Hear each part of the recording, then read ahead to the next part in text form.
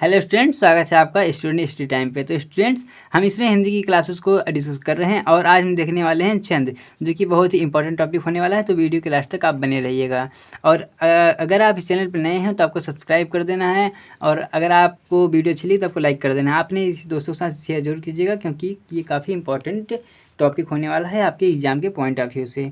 देखिए क्या होता है कि वर्डों या मात्राओं के नियमित संख्या को नियमित संख्या के विन्यास से यदि आहत पैदा हो तो उसे छंद कहते हैं। ये काफ़ी डिफिकल्ट लगा, हमके लिए आसान भी रहा है परिभाषा, लेकिन पहले इसको देख लेते हैं।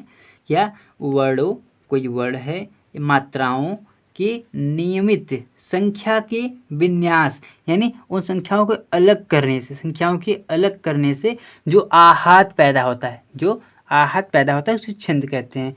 अगर ये नहीं आया तो ये देखिए कमाल का परिभाषा, जो कि हमने आपके लिए थोड़ा आसान करने के लिए बनाने की कोशिश की है, जिससे आपको समझ में आए। क्या है कि जब वर्डों की संख्या, कोई वर्ड है उसकी संख्या, क्रम, ये क्रम है, क्रम, मात्रा, गणना तथा यदि आदि नियमों को ध्यान में रखकर शब्द योजना को छंद कहते हैं। ठीक है, जब हम वर्डों की संख्या, क्रम, मात्रा, गणना, इन सारी चीज़ों को यतिगत, इन सारी नियमों को हम ध्यान में रखकर किसी शब्द योजना की हम निर्माण करते हैं या उसकी योजना करते हैं, तो वो आपका छंद कहलाता है।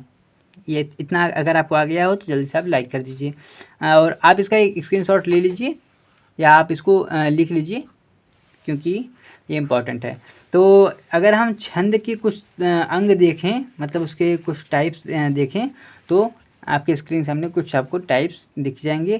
क्या क्या है कि छंद के, अगर हम अंग की बात करें, अंग, तो इसमें एक होता है चरण। अगर हम फिर चरण की बात करें तो चरण होते हैं 4 चरण। चरण में भी 4 चरण होते हैं, प्रथम चरण, द्वितीय चरण, तृतीय, चतुर्थ। अगर हम बात प्रथम की करें तो प्रथम चरण सदैव विषम होता है, द्वितीय सम होता है, फिर ठीक उसी तरह तृतीय भी विषम होता है और चतुर्थ सम होता है। ठीक है। मात्रा, देखिए अगर हम मात्रा की बात कर रहे हैं तो ये मात्रा को कुछ इस प्रकार से एक और इस प्रकार से यश की तरह इसको लिखा जाता है। ठीक है, मात्रा को सदैव कुछ इस प्रकार से लिखा जाता है। अगर हम तीसरे इसके अंग की बात करें, क्या है, वर्ड। अब हम आ गए वर्ड में क्या है कि ह्रस्व स्वर और दीर्घ स्वर, इसमें 2 स्वरों की बात करिए। स्वर हमने अच्छे से डिस्कस किया हुआ है पिछली वीडियो में, उसका लिंक हमारे डिस्क्रिप्शन में दिया हुआ, वहाँ से देख सकते हैं। क्या, अ, ई, उ, ऋषि, और ये है आपका बड़ा ऊ। उसके बाद अगर हम दीर्घ की बात करें तो मतलब बड़ा ई, बड़ा ऊ, बड़ा आ, और ये सारी चीज़ें इसके अंतर्गत आएंगे। फिर यति, गति है, तुक है, क्रम है, गढ़ है। ठीक है, अगर हम बात यहाँ गढ़ की करें तो गढ़ में एक जगड़ होता है, एक तगड़ होता है। ठीक है, जगड़ तगड़, ये 2 चीज़ें होती हैं। इसके बाद हम देख लेते हैं इसके आगे का पॉइंट, इसके आगे क्या सारी चीज़ें दी हुई हैं, सब हमको अच्छे से देख लेना है। तो हम देखेंगे अब छंद के कुछ भेद, छंद के हम भेद को देखने वाले हैं। अगर हम बात भेद की करें, क्या होता है, मात्रिक छंद, एक होता है मात्रिक छंद, फिर वार्षिक छंद, उभय छंद और मुक्त छंद। इतने सारे छंद होते हैं। ठीक है, इतने सारे, मतलब कुल मिला के 4 प्रकार के छंद आपके सामने हैं। तो अगर हम सबसे पहले जो छंद है आपके इम्पोर्टेंट, उसको हम बताएं, लेकिन उससे पहले कुछ आपको सारी चीज़ें शॉर्ट में एक बार बता देना चाहते हैं। ठीक है, शॉर्ट में अगर आपको कुछ बताना चाहें तो पहले हम सममात्रिक छंद को अगर समझें, सममात्रिक छंद को अगर हम समझने की कोशिश करें तो सममात्रिक में आपका चौपाई, रोला, हरिगीत का आता है। ये सारे 3 चीज़ें आप में आ जाती हैं, चौपाई, रोला और हरिगीत का। अगर हम बात जहाँ चौपाई की करें तो उसके प्रत्येक चरण में 16 मात्राएँ होती हैं। सारी चीज़ों को आगे हम विस्तार से देखने वाले हैं, लेकिन पहले यहाँ एक बार शॉर्ट में देख लेते हैं। और रोला क्या होता है, रोला में प्रत्येक चरण में 24 मात्राएँ होती हैं, जहाँ 11 और 13 पर यति होता है। ठीक है, 11-13 पर यति होता है। हरिगीतिका में प्रत्येक चरण में 28 मात्राएँ होती हैं, 11 और 13 पर यति होता है। अगर हम इसके आगे समझने की कोशिश करें अर्ध सममात्रिक छंद में, तो इसमें दोहा, रोला और बरबय होता है, दोहा, रोला और बरबय। तो अगर हम दोहा की बात करें तो दोहा की प्रथम व तृतीय चरण में 13-13 मात्राएँ होती हैं, 13-13 मात्राएँ होती हैं, और इसके द्वितीय और चतुर्थ में 11-11 मात्राएँ होती हैं, 11-11 मात्राएँ होती हैं। इसके बाद अगर हम सोरठा को देखें, आप सोरठा को देखिए कि सोरठा में क्या है कि प्रथम व तृतीय चरण में 11 मात्रा, मतलब दोहा ठीक सोरठा का वो उल्टा होता है, ठीक है।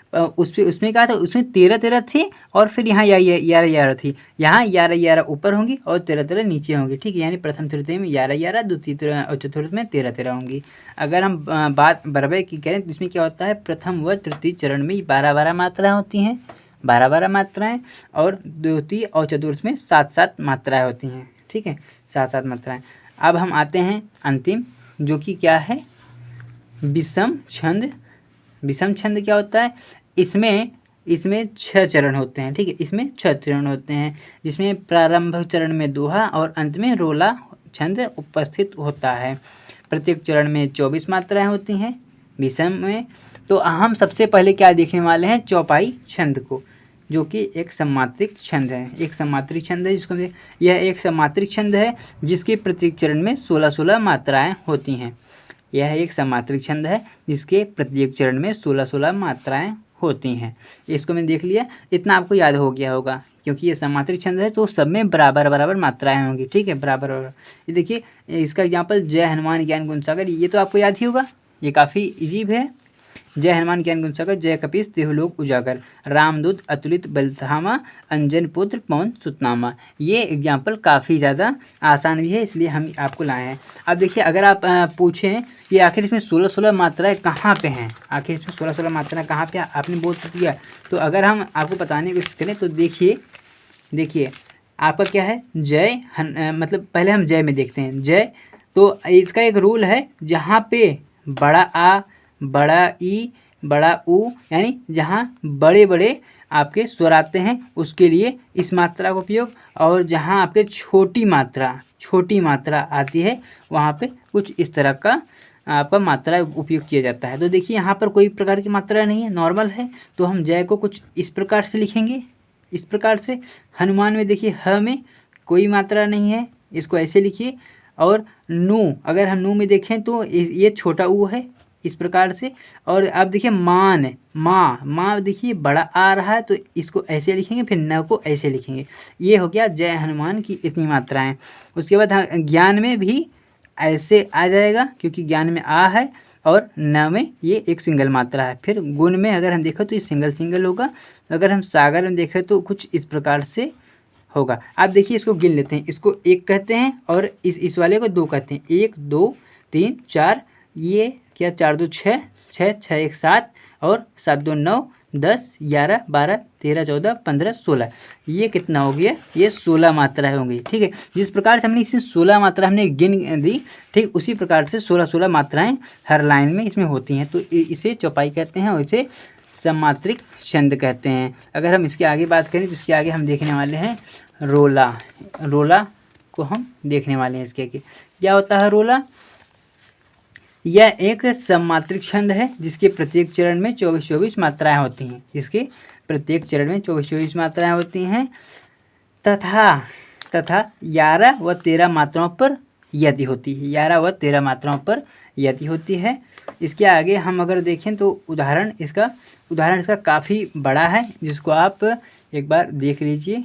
कोई पापी पंचतत्व प्राप्त, सुनि जगमन धावत, बनी बाबर वीर, बढ़त चढ़त मन चावत। ये देखिए, कुछ इस प्रकार सा इतना बड़ा सा है, जिसको आपको याद कर लेना है, या अगर आपको ये याद नहीं होता तो आप हमें इसके बारे में कमेंट कीजिएगा, क्योंकि हम एक बहुत ही कमाल की शॉर्ट वीडियो लाने वाले हैं जो कि इससे ट्रिक से रिलेटेड होने वाली है। तो वो वीडियो भी जल्दी आने वाली है, आप हमें कमेंट करके जरूर बताइएगा कि आपको उस चीज़ की आवश्यकता है या नहीं, ठीक है स्टूडेंट्स।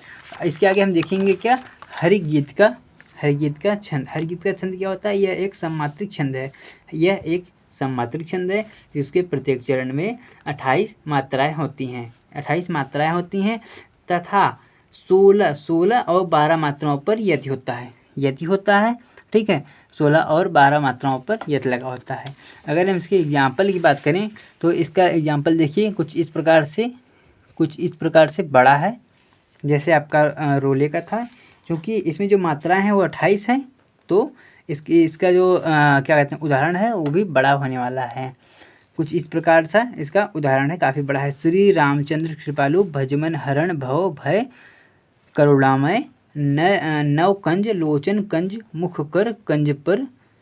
और इस प्रकार सा है, तो इसको आप याद कर लीजिए, या इसके लिए हम बहुत ही आसान सा एक नया एग्जाम्पल आने वाले हैं। तो स्टूडेंट्स आज की वीडियो के लिए इतना ही है। आपको मिलेंगे फिर से किसी नए वीडियो में किसी नए टॉपिक से।